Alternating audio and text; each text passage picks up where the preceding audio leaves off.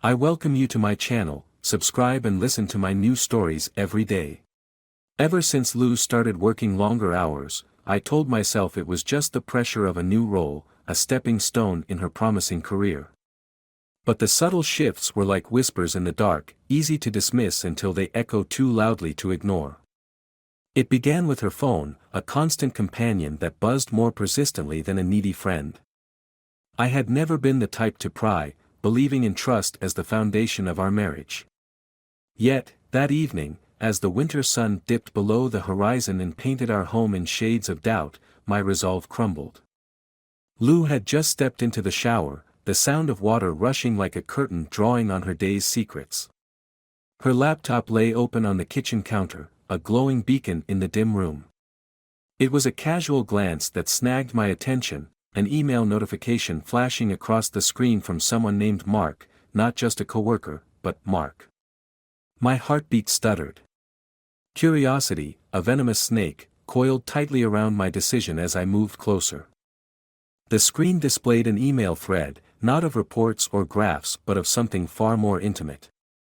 My eyes traced the contours of a photograph, a picture that seared into my memory with the heat of betrayal. It was Lou, but not the Lou I knew, not the woman I had vowed to cherish.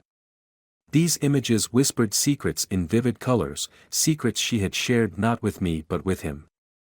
I felt the sharp sting of betrayal, as visceral as a slap. The room spun slightly, my grip on the counter the only thing steady in a suddenly tilting world. How long? Why? The questions bubbled up like a dark spring, but I shoved them down. This wasn't the time for questions, it was a time for decisions. By the time Lou returned, the mask of normalcy was in place, my face a calm I did not feel. Dinner passed in a blur of mumbled conversations and half-hearted smiles. With each word she spoke, the images flickered behind my eyes, a taunting reminder of the divide between us. That night, as Lou slept beside me, her breaths even and unsuspecting, the plan began to take shape in my mind. It was a cold resolve, the decision to shatter the illusion we had built. If Lou had chosen to step outside our vows, I would ensure the consequences were more than just emotional. It would be a revenge meticulously crafted, a scheme that would leave her with nothing but the shards of the life she had chosen to risk. As the moon cast shadows across our bedroom, the outline of my strategy emerged from the darkness. Tomorrow, I would start gathering evidence. I would watch her moves, document her lies. And when the time was right, I would strike, ensuring that my retribution was as devastating as the pain she had unknowingly inflicted. The stage was set, the players unaware of the script change. The first act of my revenge was about to begin. The morning sun cuts through the blinds, casting striped shadows that seem to imprison the room just as I feel trapped in my own thoughts. I rise quietly, careful not to disturb Lou as she sleeps, her face innocent in slumber, a stark contrast to the tempest of deceit swirling within me. I head to the kitchen, my every movement mechanical. Today's mission is clear: start gathering concrete proof of Lou's betrayal. As I brew coffee, the plan solidifies. I decide to install surveillance software on her laptop and phone. It feels invasive, treacherous almost, but necessary. After all, she crossed the line first. With Lou still tangled in the bedsheets, I open her laptop. It asks for a password. A twinge of guilt hits me as I type in the date of our anniversary, an ironic key to unlock her secrets. The computer hums to life, and I quickly download the surveillance software. It's a silent guardian that will now keep watch on every digital whisper. Next, her phone. She's careful, always keeping it close, but today she's careless, left charging in the kitchen. My hands are steady as I install another piece of tracking software. Justification hardens my resolve, this is what it takes to fight back. Lou stirs as I finish, and I slide her phone back into place just as she pads into the kitchen, a yawn escaping her lips. "Morning," she mumbles, reaching for the coffee. "Morning," I reply, the word tasting bitter. "Sleep well?" She nods, wrapping her hands around the warm mug. Yeah, did you? Her eyes meet mine, a flicker of something unreadable in their depths. As well as can be expected, I say, turning away to hide the flicker of anger in my eyes. You heading into work early today? Yeah. Big project deadline this week. I'll probably be late tonight. She avoids my gaze, a telltale sign that tugs at my suspicions. Okay. I'll make dinner, keep it warm for you, I offer, the lie smooth and easy. Lou smiles, a sliver of gratitude in her expression, oblivious to my brewing storm. Thanks, that's sweet. I'll try not to be too late. She leaves with a peck on the cheek, her scent a mix of jasmine and something more elusive, perhaps guilt. I watch her go, the door closing softly behind her, a symbolic end to the pretense of our morning. As soon as she's gone, I turn to my computer. The software is already sending reports to my email, an influx of messages and shared pictures from the same number, the same name, Mark. The threads of deceit unravel before my eyes, and with each message, my resolve hardens. That evening, as I stir the sauce for dinner, I think of the confrontation to come. It needs to be precise, calculated. I'll confront her with the evidence, watch her face as the truth comes crashing down. But not yet. First, I need more than just proof of infidelity, I need ammunition for the battles to come, legal and personal. Lou returns late, as promised, weary. Dinner passes again in superficial chatter, but beneath the surface, a silent war rages. I study her, memorizing the lines of her face, the curve of her smile. It's almost a farewell to the woman I thought I knew. As we head to bed, the house settles around us, a facade of peace. But inside, the ground shifts, and I lie awake, plotting the end of our shared story. The stage is set, the actors in place, and soon, the final act will begin. The tension in our home thickens with each passing day, an invisible cloud that hovers just beneath the ceiling of our once happy dwelling.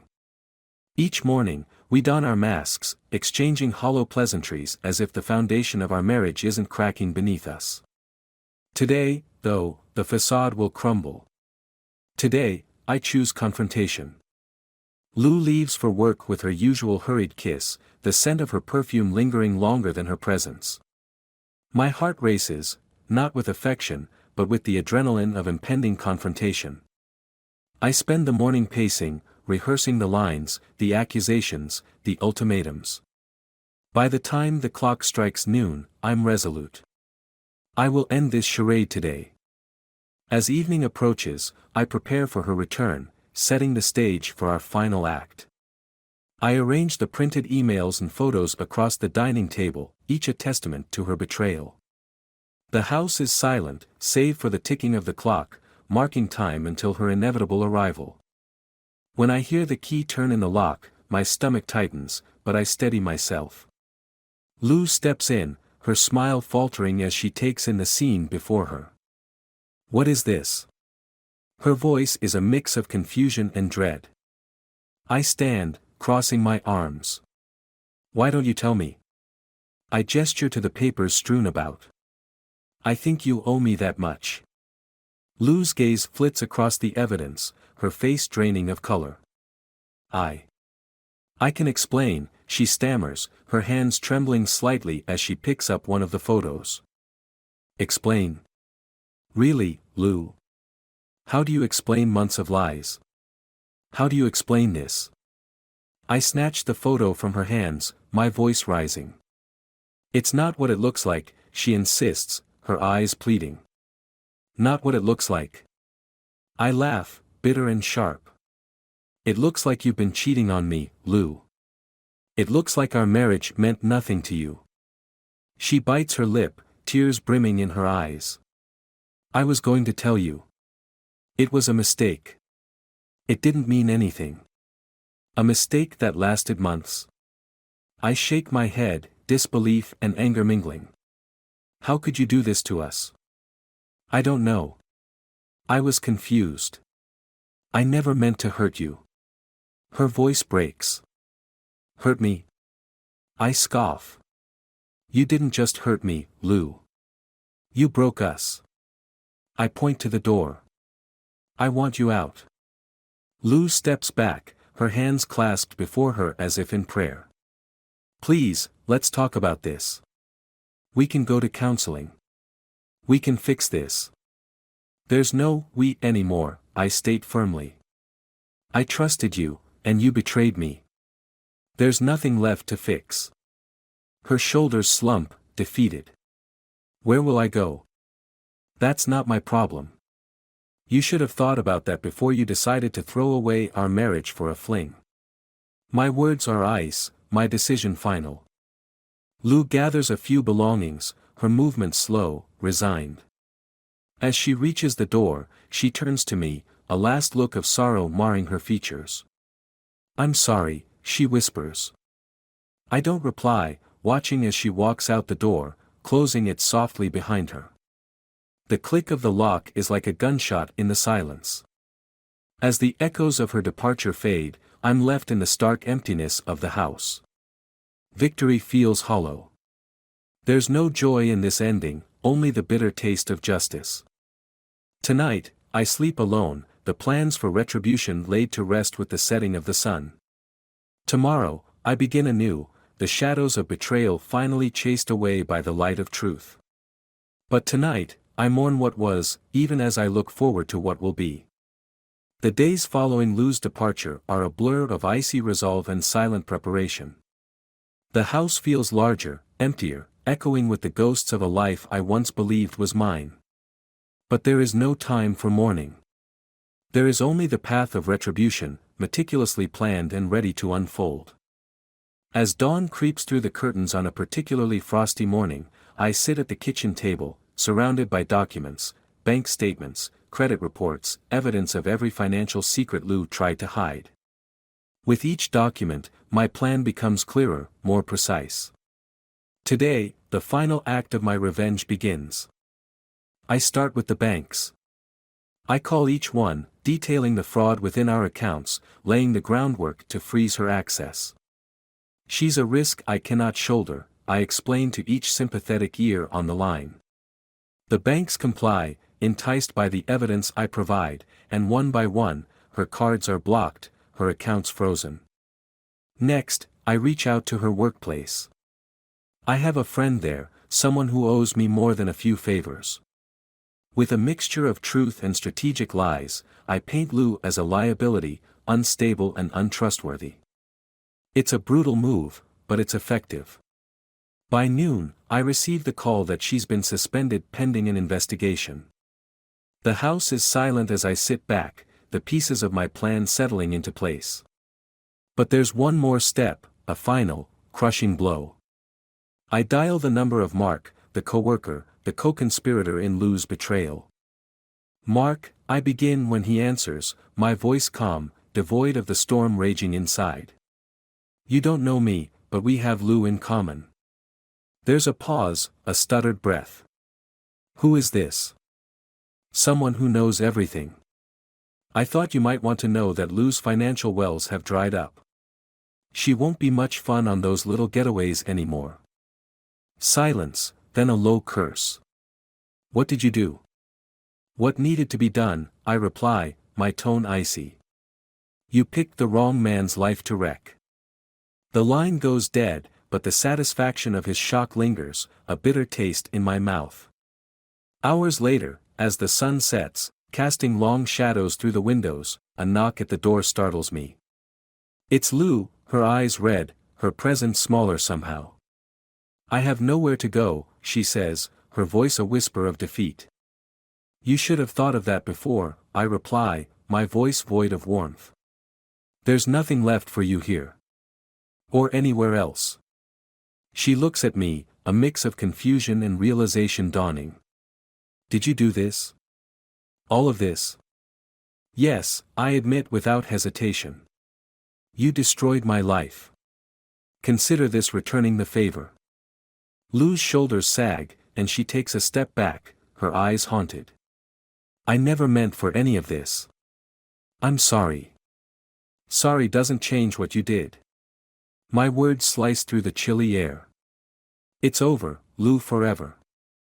She turns slowly, her steps faltering as she walks away. I watch her disappear into the fading light, the final chapter of our story closing with her departure. As the door clicks shut, the finality of it echoes through the empty rooms. There's no triumph in this ending, only the stark realization of what betrayal can lead to. I sit back, the weight of my actions settling around me like a cold shroud. The dawn will come, cold and unforgiving, and I will face it alone, free from deceit but burdened by the knowledge of how ruthlessly I can protect my heart. The game of vengeance is over, and though I stand victorious, it's a victory tainted by the ashes of what was once love.